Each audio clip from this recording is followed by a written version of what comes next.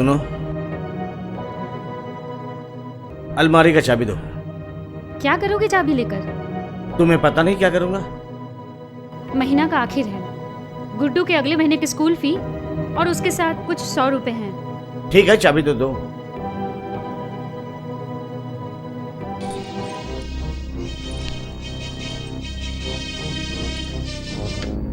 बार बार अपने पैसे देकर तुम उसे छुड़ा लाते हो। भाई क्या तुम्हारे अकेले का है? अपने दूसरे भाइयों को भी बोलो मदद करने के लिए।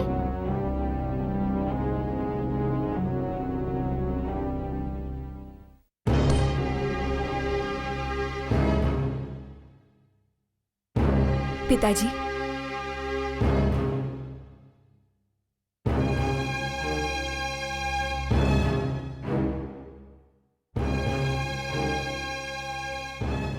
पिताजी, आप अब तक सोए नहीं? विक्रम को आज पुलिस क्यों पकड़ा, तुम जानती हो बहू? उसका एक दोस्त है भास्कर, जो एक लड़की से प्यार करता है। उसका बाप उसकी शादी कहीं और करवा रहा था, इसलिए देवर जी ने शादी। हाँ, समझता हूँ। हाँ, फिर से वही दोस्ती की खातिर। अपना घर तोड़कर दूसरों की सेवा करने की आदत उसको कब जाएगी? पिताजी, आप सो जाइए, मैं आपका सर दबा देती हूँ। तुम जाओ बेटी, विक्रम आते ही मैं सो जाऊंगा। पिताजी, मुझे आपसे एक शिकायत है।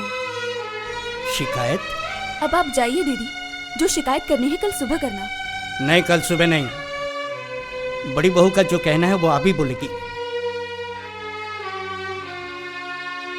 तुम्हारी शिकायत जरूर विक्रम के खिलाफ। नहीं, उसके खिलाफ और क्या शिकायत करूंगी?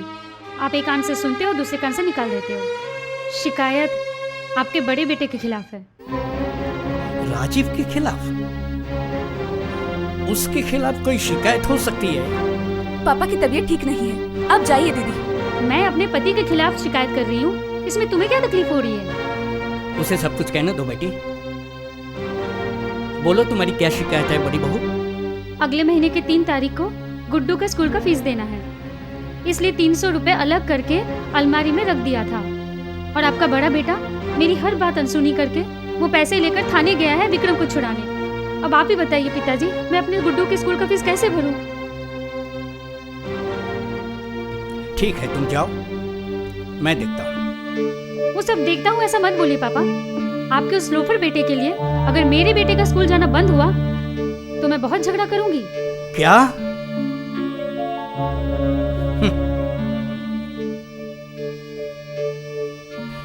मैं भी उस रात को बहुत बड़ा हंगामा कर सकता था बड़ी बहू, जिस दिन तुम्हारी उस बेटी की वजह से विक्रम का नाम पुलिस के खाते में पहली बार दर्ज हुआ।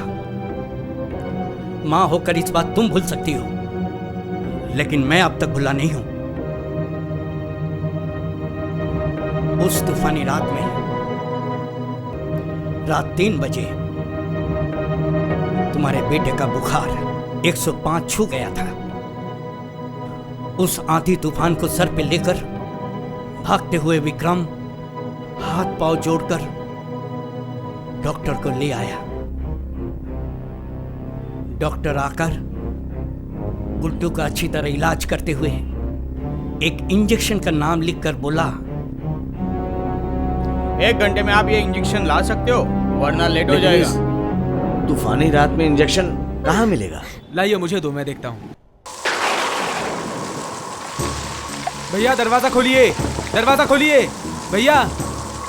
अरे भैया, भैया, भैया दरवाजा खोलिए, भैया दरवाजा खोलो, दरवाजा खोलो ना। अरे उठिए उठिए। अरे इतनी रात को दुकान नहीं खोल सकते, सुबह आओ। कल सुबह तक नहीं रुक सकते भाई साहब, डॉक्टर साहब बैठे हुए हैं, दवाई अभी लेके जानी है। एहसान करके उठ जाइए भाई साहब। अरे भाई साहब, भाई साहब,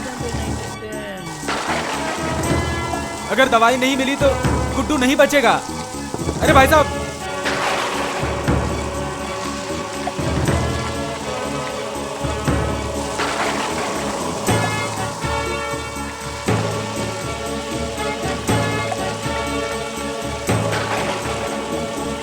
मैं कह रहा था कि इतनी तूफानी रात में कोई दुकान खुलेगा? क्या हुआ? इससे ज्यादा लेट नहीं कर सकते? नहीं। लीला, हाँ हाँ हाँ डॉक्टर साहब लीजिए। उसने मुझे कुछ नहीं बताया कि दुकान का दरवाजा तोड़कर दुकानदार को मारकर गुड्डू के लिए इंजेक्शन लेके आया। समझ में आया दूसरा दिन सुबह जब पुलिस आई, डकैती के इल्जाम में हम सब की आंखों के सामने विक्रम को पकड़ के ले गया। क्यों दीदी? इस घर में आए हुए मुझे 2 साल हो गए। आप हमेशा देवर जी की बुराई करते हो। ये बात तो मुझे कभी नहीं बताई आपने। आज बेटे का स्कूल बंद हो जाएगा इसलिए शिकायत ले आई। उस दिन विक्रम ना होता तो उस दिन तुम्हारे बेटे का श्वास बंद हो जाता था, बंद हो जाता था हमेशा के लिए तुम्हारी ममता। लेकिन छोटे देवर को उसके बड़े भैया ने ही तो इतने पैसे खर्च करके छुड़ा के लाए थे। हाँ हाँ लाया था, लेकिन उसका नाम पुलिस के डायरी में जो लोफर नाम रिकॉर्ड हो चुका था, क्या वो मिटा सकते हो? बोलो, कर सकते हो? इसका मतलब उसका जो मर्जी वो वही करेगा, हमें उसका भुगतान करना पड़ेगा? ना, नहीं करना होगा। कल तुम्हारा 300 रुपया सुबह ही तुम्हारे पास भेज दूंगा। लेकिन आपके पॉकेट में पैसे कहाँ है देने के लिए? पॉकेट में पैसा नहीं है, लेकिन हाथ में घड़ी तो है। इसे बेचकर 300 रुपया जरूर मिल जाएगा। अपनी इतनी पुरानी सी घड़ी आप बेच देंगे पिताजी? इतना पुराना इस आदमी का ही कोई कीमत नहीं है इस परिवार में।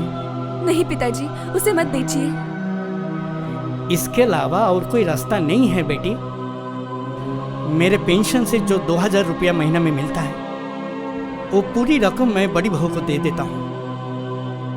मेरे पास 5 रुपया भी नहीं होता है सिगरेट पीने के लिए। आप हर महीने 2000 रुपया देते हैं? हाँ देता हूँ, यही तो बड़ी बहू सामने खड़ी है, पूछो।